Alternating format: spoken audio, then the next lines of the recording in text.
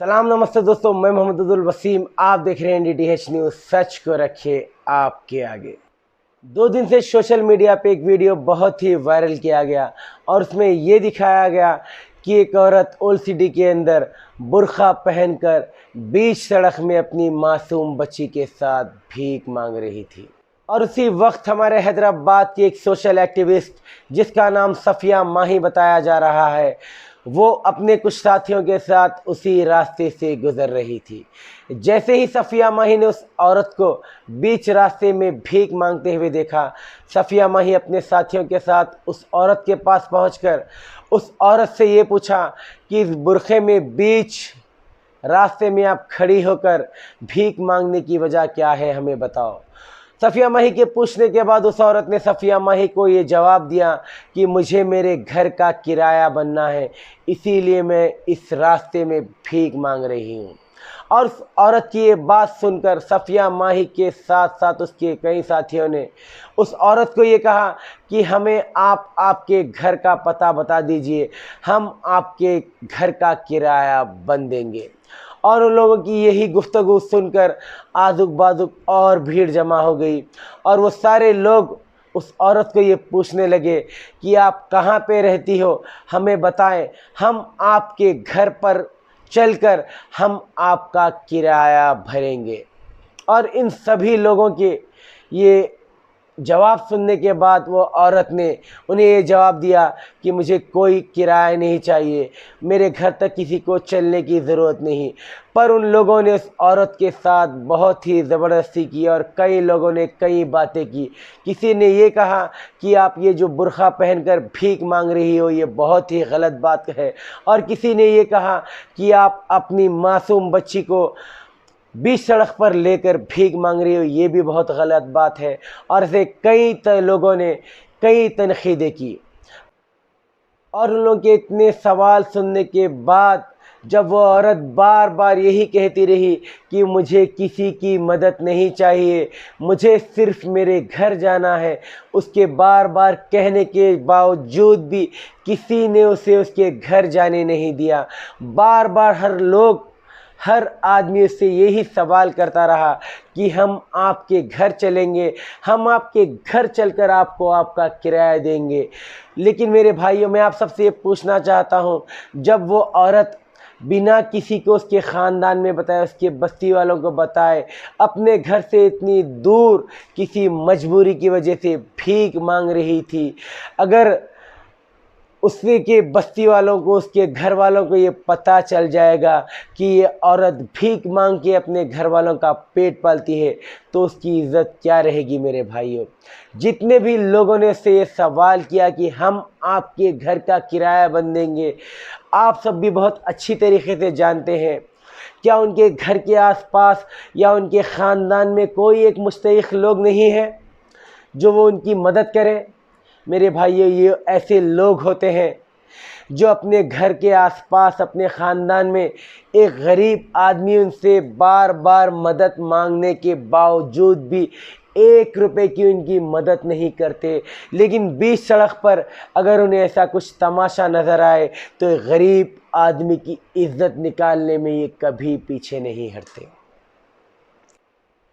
मेरे भाइयों, एक गरीब आदमी कभी अपनी मर्ज़ी से भीख नहीं मांगता, बल्कि उसे हमारे खोखले समाज के बनाए हुए उसूल इतना मजबूर कर देते हैं कि वो भीख मांगने पे मजबूर हो जाता है।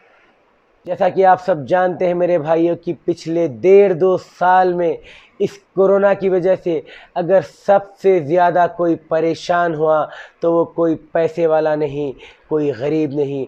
अगर सबसे ज़्यादा कोई परेशान हुआ है तो वो मिडिल क्लास फैमिली वाला परेशान हुआ है, क्योंकि पैसे वालों को तो कभी कोई चीज़ की कमी नहीं हुई, और जो गरीब आदमी था वो किसी के भी सामने अपना हाथ फैलाकर भीख मांगकर अपने परिवार का पेट पालता था। लेकिन जो मिडिल क्लास वाला था, जिसके पास 1.5-2 साल से कोई नौकरी नहीं, कोई जॉब नहीं, कोई कारोबार नहीं, वो पहले से ही कर्ज़ों में इतना मुब्तला हो गया, अब ख़ानदान में, उसके ख़ानदान में झूठी इज्जत बनाए रखने वालों में उसके बार बार पूछने के बावजूद भी किसी ख़ानदान वालों ने उसी की 1 रुपये की मदद नहीं की। और इसी हमारे बनाए गए समाज के खोखले वसूलों में अपनी इज्जत बचाने के लिए आजकल कई सारे मिडिल क्लास फैमिली के लोग इस तरह बीच सड़कों पर भीख मांग मांग कर अपने परिवार का पेट पाल रहे हैं। वो अपने ख़ानदान में किसी के सामने हाथ फैलाने से अच्छा वो अपने छोटे मासूम बच्चों को लेकर बीच सड़कों पर भीख मांग रहे हैं। मेरे भाइयों, अगर किसी की मदद ना कर सको तो किसी का मजाक भी मत उड़ाओ। खुदा ना करे कि कल के दिन यही मोड़ आपकी फैमिली के सामने आ जाए। मेरे भाइयों, अगर मेरी बात से किसी को बुरा लगा तो मैं उन सब से मेरे तहे दिल से माफ़ी मांगना चाहता हूँ। लेकिन मेरे भाइयों, किसी का मजाक उड़ाने से पहले, किसी की मजबूरी का फ़ायदा उठाने से पहले, किसी को झूठे वादे करने से पहले आप एक बार सोच ले कि वो आदमी किस मजबूरी से अपने घर के बाहर निकलकर इतना बड़ा कदम उठाया है। अगर वो भीख मांगता है तो उसे भीख मांग लेने दीजिए। अगर आप उसकी मदद कर सकते हैं तो उसकी मदद करिए। अगर नहीं करना है तो उसे छोड़कर वहाँ से निकल जाए, लेकिन उसका तमाशा कभी मत बनाए। 7,000 में 10,000 है तो देते, घर का है बताओ। ऑटो में हम लोग ऑटो में लेके जाते, किराया हम लोग देते ऑटो का। आप घर बताओ, आप घर बताओ। बात कर रहे ना,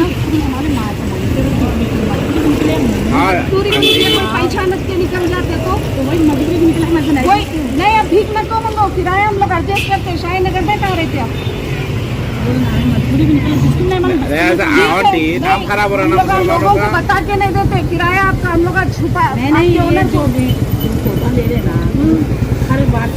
बच्ची को लेके रोड पे निकल रहे ना जी, वहाँ पर कुछ भी नहीं। आपको नहीं बता रहा, ऐसा नहीं बता। बच्चे को लिटा दे रहे ना आप, बैठ रहे, बच्चे को लिटा दे रहे ना आप। रहे थे आप शाही नगर में। बोलो बच्ची कहाँ है? बच्ची को सामने लो, शाही नगर, बच्ची को सामने लो जरा।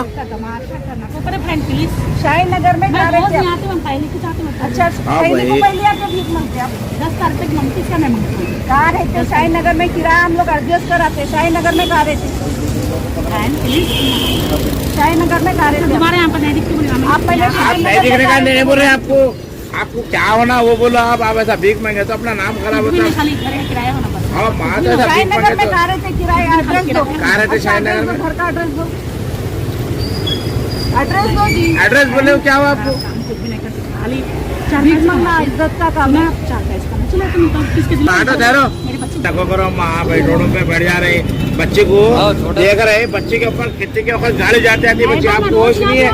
सुनो मेरी बात, आपको पैसे से 1 मिनट, आप पहली बार सुनो मेरी बात, आप मेरी बात सुनते हैं। आप पहली बार करे होंगे, मगर बच्ची रोड पे रह रही। शाही नगर में कहाँ रहते? बोलो जी अम्मा, चलो हम लोग किराया एडजस्ट करके चलो।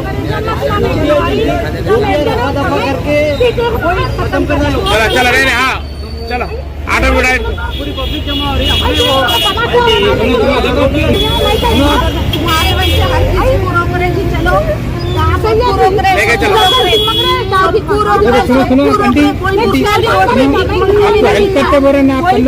रोड पे भीख मांगते हुए नहीं। क्या कर रहे थे माँ, क्या कर रहे थे तुम? अच्छा काम कर रहे थे। चलो भाई आगे जाओ, आगे जाओ, चलो गाड़ी निकालो।